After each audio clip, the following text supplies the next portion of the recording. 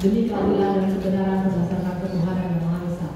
Jakarta, 20 Oktober 2025. Kepada yang terhormat Majelis Hakim Pengadilan Negeri Jakarta Selatan di Jakarta Selatan.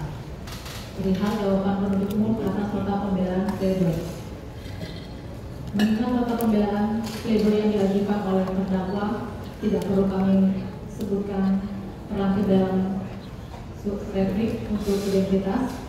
Melalui para advokat kantor hukum pada law office Fahmi Bahmi Pak dan para advokat konsultan hukum pada kantor Andi Syarifudin dalam nota pembelaan yang diajukan secara pribadi oleh terdakwa Nikita Mirzani dalam sidang pengadilan negeri Jakarta Selatan pada tanggal 16 Oktober 2025. Yang kami hormati Majelis Hakim Pengadilan Negeri Jakarta Selatan, saudara terdakwa dan tim penasihat hukum terdakwa.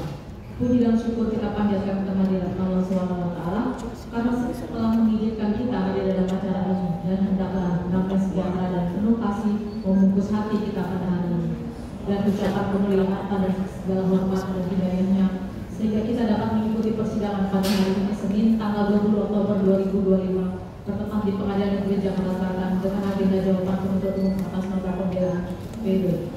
Kami sampaikan penghargaan kepada yang terhormat Majelis Hakim Pengadilan Negeri Jakarta Selatan yang telah memimpin persidangan ini dengan bijaksana sebagaimana amanah konstitusi untuk bertugas dalam hal memeriksa dan mengadili serta untuk memutus perkara berdasarkan hukum, keadilan, dan kemanfaatan.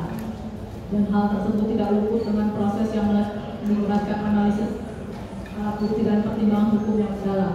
Dan tidak lupa kami ucapkan salam hormat kepada rekan-rekan advokat dan kantor hukum Fahmi Bahmi dan partners dan para advokat dari kantor hukum Andi Syarifudin dan rekan-rekan yang setia mendampingi terdakwa Nikita Mirzani yang pada intinya adalah juga dalam pelaksanaan amanah konstitusi sebagaimana Undang-Undang Nomor 18 Tahun 2003. Dalam hal ini kami maksudkan adalah pasal 6 huruf A, D, dan pasal 15 yang terbungkus dengan profesi officium maudium. Terlebih dahulu disampaikan penuntut umum melaksanakan persidangan perkara akuo adalah bertujuan demi keadilan dan kebenaran berdasarkan ketuhanan yang Maha Esa. Penyampaian jawaban penuntut umum atas nota pembelaan pledoi merupakan hak dari penuntut umum berdasarkan pasal 182 ayat 1 huruf D Undang-Undang Nomor 8 Tahun 1981 tentang hukum acara pidana menyatakan selanjutnya terdakwa dan atau penasihat hukum mengajukan pembelaannya yang dapat dijawab oleh penuntut umum dengan ketentuan bahwa terdakwa atau penasihat hukum selalu mendapat giliran terakhir. Yang kami hormati Majelis Hakim Pengadilan Negeri Jakarta Selatan, saudara terdakwa dan tim penasihat hukum terdakwa. Pada prinsipnya, penuntut umum menolak semua nota pembelaan dan segala sesuatu yang dikemukakan oleh penasihat hukum terdakwa, kecuali yang diakui secara tegas. Setelah kami membaca nota pembelaan pledoi, diketahui penasihat hukum terdakwa telah memulai nota pembelaan dengan pengolahan materi dalam nota keberatan eksepsi tanggal 16 Oktober 2025 sebagai berikut. 1. Surat dakwaan jaksa penuntut umum saling bertentangan atau kontradiktif dengan fakta dan surat tuntutan. 2. Tentang pertentangan keterangan saksi-saksi dan bukti-bukti yang diajukan oleh jaksa penuntut umum.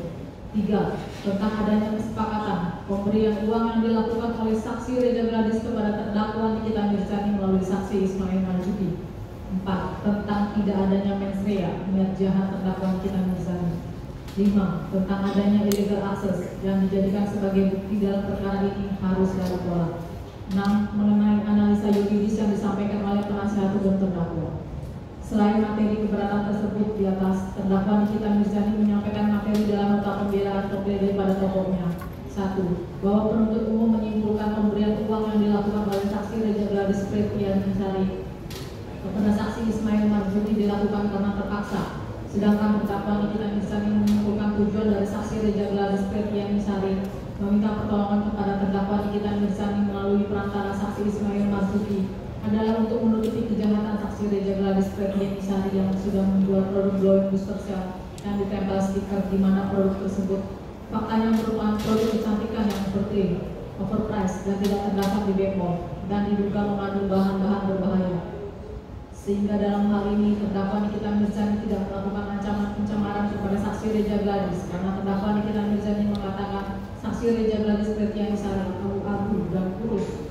Setelah terdakwa Nikita Mirzani mengetahui terdakwa Nikita Mirzani dijadikan tersangka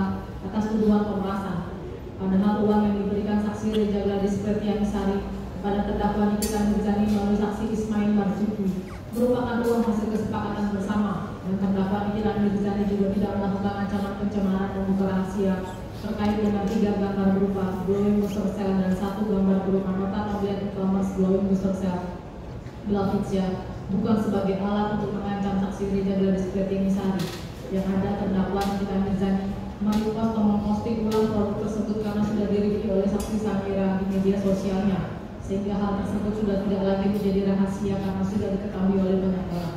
Kedua, bahwa saksi Reja Gladys Pretianisari meminta tolong kepada saksi Oki Pratama dan saksi Ismail Marzuki pada saat melakukan sambungan telepon bertiga menggunakan aplikasi WhatsApp, di mana saksi Reja Gladys Pretianisari meminta tolong kepada saksi Ismail Marzuki agar dipertemukan dengan terdakwa Nikita Mirzani.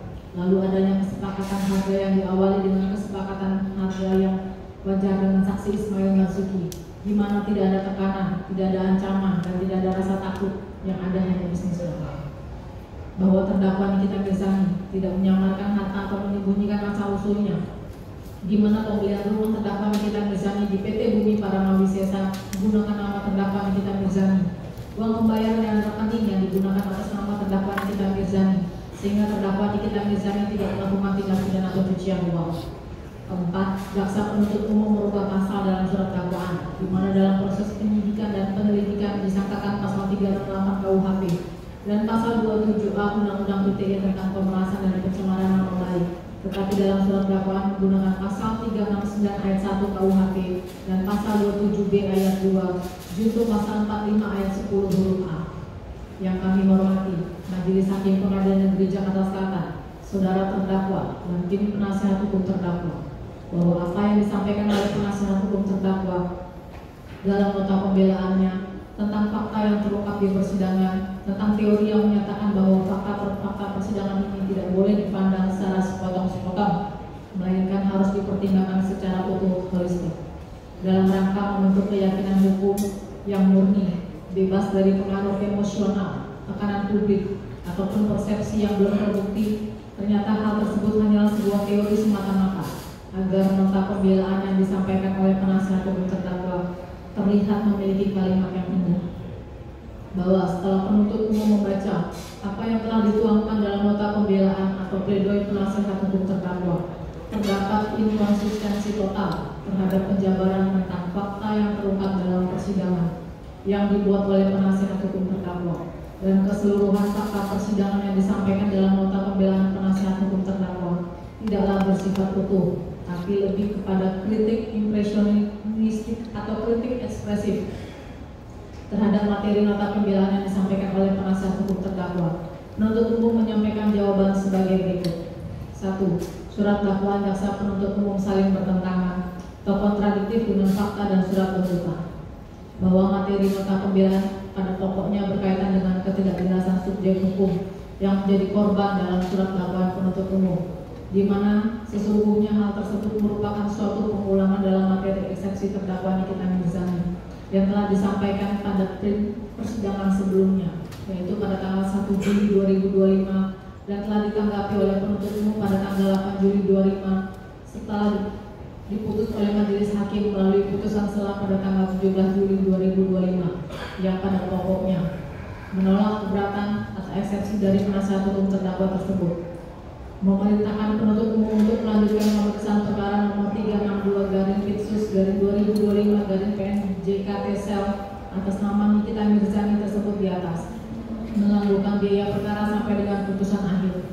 Oleh karena terdapat materi dalam nota pembelaan yang bersifat